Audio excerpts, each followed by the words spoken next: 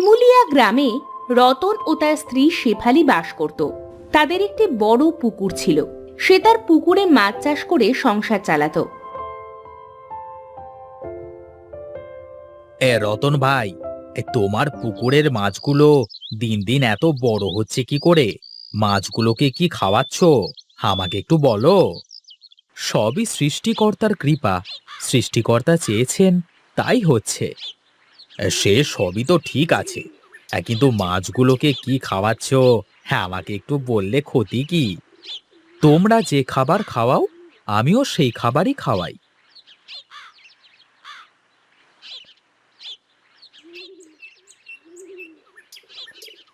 কি গো, কি হয়েছে? এত তাড়াতাড়ি চলে এলে যে? না গিন্নি, তেমন কিছু না। বর্ষার মাস চলছে, এদিকে জেলেও পাচ্ছি না। কবে যে পুকুরটা ভেসে যায় সেই চিন্তায় আছি। আবার সারা গ্রামের মানুষের মুখে মুখে একটাই কথা, আমার পুকুরে নাকি মন খানেক ওজনের রুই মাছ আছে। হ্যাঁ গো হ্যাঁ, আমিও যেখানেই যাই সেখানেই শুধু এই একই গল্প শুনি। আচ্ছা গিন্নি, আমি একটু গঞ্জের দিকে যাই, দেখি কোনো জেলে পাই কিনা।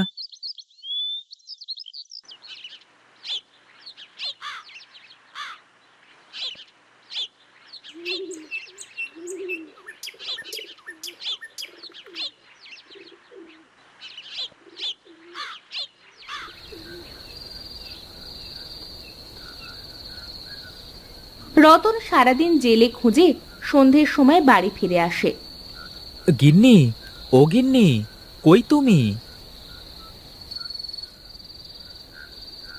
তুমি এসেছো? তা কোনো জেলের খোঁজ পেলে গো? না গো গিন্নি, কোনো জেলের খোঁজ পেলাম না। বর্ষার মৌসুম তো, সব জেলেরা অনেক ব্যস্ত হয়ে পড়েছে। আচ্ছা, সে না হয় কাল তুমি আবার গিয়ে জেলের খোঁজ করবে। এখন অনেক রাত হয়েছে, খাওয়া দাওয়া করে ঘুমিয়ে পড়ো।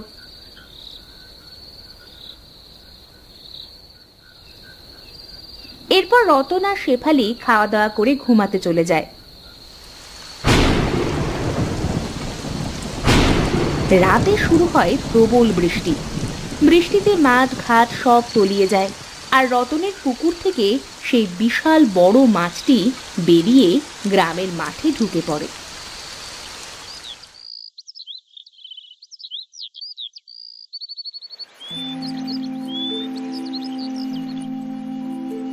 আরে, আরে, এ কি সর্বনাশ হয়ে গেল আমার!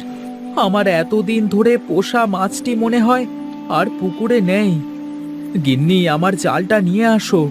জেলের আশায় থেকে সর্বনাশ হয়ে গেল। নিজেই দেখি পুকুরে কোনো মাছ পাই কিনা।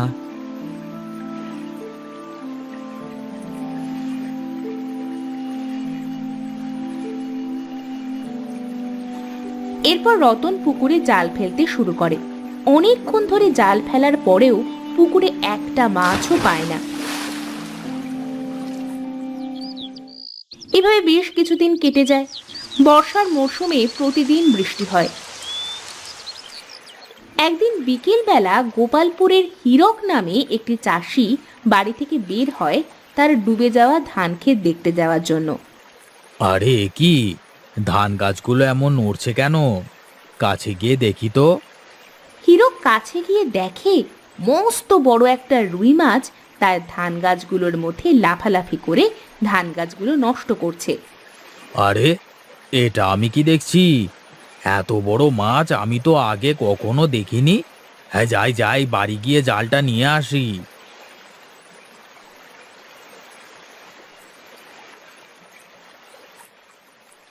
এরপর হীরক বাড়িতে গিয়ে কিছু লোকজন আর একটা জাল নিয়ে আসে মাছ ধরতে। তারা এসে দেখে মাছটি হীরকের পুরো ধান ক্ষেত নষ্ট করে সেখান থেকে চলে গেছে। আরে, একটু আগে দেখে গেলাম, হ্যাঁ, মাছটি এখানেই ছিল। মাছটি আমার পুরো ধান ক্ষেত নষ্ট করে ফেলেছে। এভাবে বেশ কিছুদিন চলতে থাকে। গ্রামের লোকজন অনেক চেষ্টা করে মাছটি ধরার জন্য, কিন্তু মাছটি ছিল বিশাল আকৃতির। গ্রামের কোনো লোক মাছটি ধরতে পারে না। লোকজন আর কোনো উপায় না পেয়ে মোড়ল মশাইয়ের বাড়িতে যায়। কি ব্যাপার?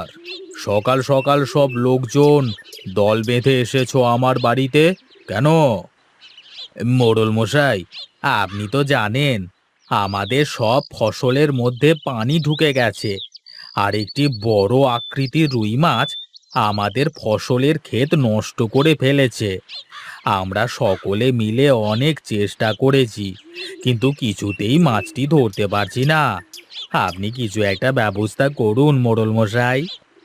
ঠিক আছে, তোমরা পুরো গ্রামে ঘোষণা করে দাও, ওই বড় মাছটি যে ধরতে পারবে তাকে বিশেষভাবে পুরস্কৃত করা হবে।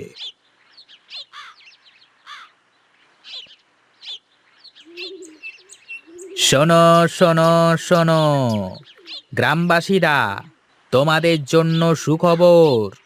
মোড়ল মশাই ঘোষণা করেছেন, মাঠের বড় রুই মাছটা যে ধরতে পারবে তাকে বিশেষভাবে পুরস্কৃত করা হবে। চল পরেশ, আমরা দুজনে মিলে গিয়ে মাছটাকে ধরি। তুই কি পাগল হয়ে গেছিস? আরে এত বড় মাছ আমরা দুজন মিলে কিভাবে ধরবো? আরে গাধা, আমরা যদি সবাই মিলে মাছটা ধরতে যাই তবে পুরস্কারটি সবাইকে ভাগ করে দেবে। আর যদি তুই আর আমি মিলে মাছটা ধরতে পারি তাহলে পুরস্কারটা দুজনে মিলে ভাগ করে নিতে পারবো। গাধা কোথাকার!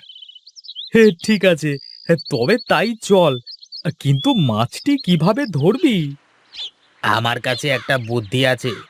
আমরা দুজনে মিলে একটা বড় বাঁশের খাঁচা বানাবো, বুঝলি? এই খাঁচার মধ্যে কিছু মাছের খাবার রাখবো, আর মাছটি খাঁচার মধ্যে ঢুকলেই খাঁচা বন্ধ হয়ে যাবে। কেমন? হে, বেশ বেশ, তবে তাই চল।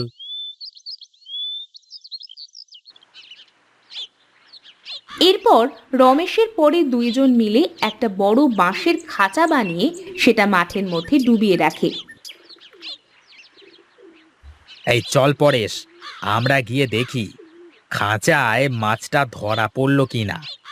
এই বলে রমেশ আর পরেশ বেরিয়ে পড়ে খাঁচা তোলার উদ্দেশ্যে, আর হীরক দূরে দাঁড়িয়ে ওদের কথা শুনে ওদের পিছন পিছন যেতে থাকে খাঁচায় মাছ ধরা পড়েছে কিনা দেখার জন্য। কিছুক্ষণ পরে রমেশ খাঁচা তুলে দেখে খাঁচার মধ্যে একটা চুনোপুটি ছাড়া আর কিছু নেই। আরে পরেশ, এটা কি হলো? খাঁচায় তো শুধু একটা দুটো চুনোপুঁটি ছাড়া আর কিছুই নেই। ধরতে এসেছিল রুই মাছ, পেয়েছে কিনা চুনোপুঁটি। একেই বলে ছেঁড়া কাঁথায় শুয়ে লাখ টাকার স্বপ্ন দেখা। হ্যাঁ হ্যাঁ, হাসো হাসো, প্রাণ খুলে হাসো। কথায় আছে না, হাতি কাদায় পড়লে চামচিকিতেও লাথি মারে। দেখে নিও, এই মাছটি আমি ধরবো। বড় এসেছে রে, রুই ধরতে পুঁটি ধরে, তার আবার বড় বড় কথা। এভাবে দেখতে দেখতে অনেক দিন পার হয়ে যায়, কিন্তু কিছুতেই গ্রামের লোকজন মাছ ধরতে পারছিল না। এরপর গ্রামের সকলে মিলে একটা বড় জাল তৈরি করে মাছটিকে ধরে মোড়লের বাড়িতে নিয়ে আসে।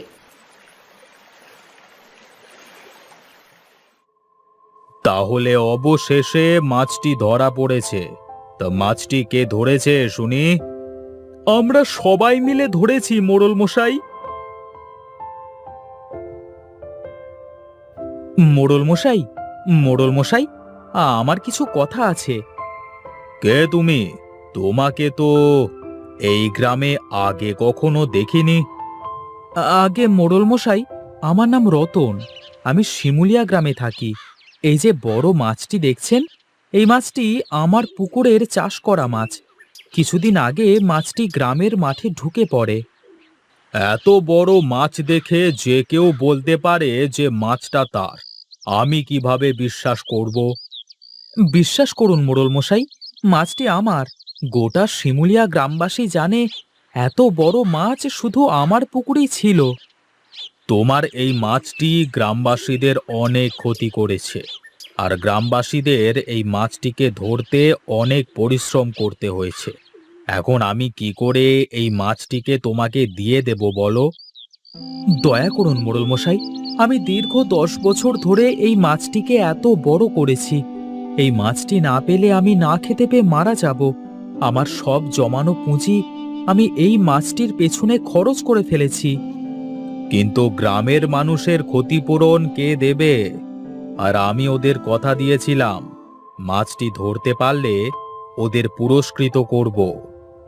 আপনি এই গ্রামের প্রধান, আপনি যা সিদ্ধান্ত নেবেন আমি সেটাই মেনে নেব। আচ্ছা বেশ, আমি সিদ্ধান্ত নিয়েছিলাম যে এই মাছটিকে ধরতে পারবে আমি তাকে 1,000 টাকা পুরস্কৃত করব।